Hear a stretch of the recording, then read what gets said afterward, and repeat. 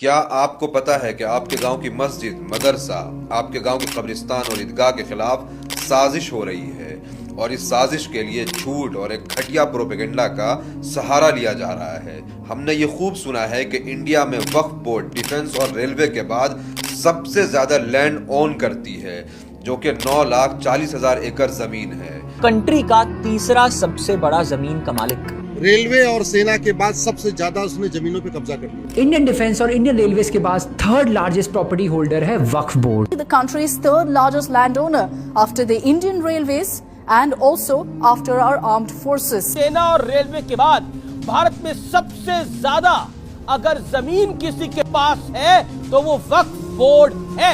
अब ये बताकर कि वक्फ बोर्ड के पास रेलवे और डिफेंस के बाद सबसे ज्यादा जमीन है, लोगों को डराया जाता है जैसे कोई बहुत ही खतरनाक माफिया इस सब के पीछे काम कर रही हो। मगर हमें ये किसी ने नहीं बताया कि अकेले उड़ीसा में सिर्फ 13 मंदिरों के पास 12 लाख एकड़ जमीन है।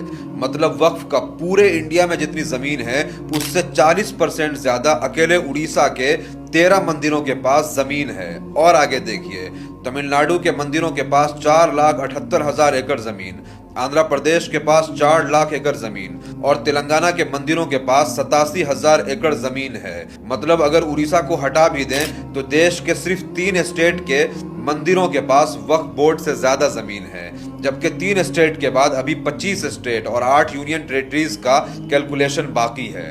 तो सोचिए कि Waqf board third largest land owner है, ये झूठ और प्रोपेगेंडा कहां डस्टबिन में जाएगा? फिर वो लैंड जिहाद, जमीन जिहाद जैसे प्रोपेगेंडा का क्या होगा? लैंड जिहाद का दूसरा नाम है वक्फ बोर्ड। क्या वक्फ बोर्ड की आड़ में वाकई लैंड जिहाद किया जा रहा?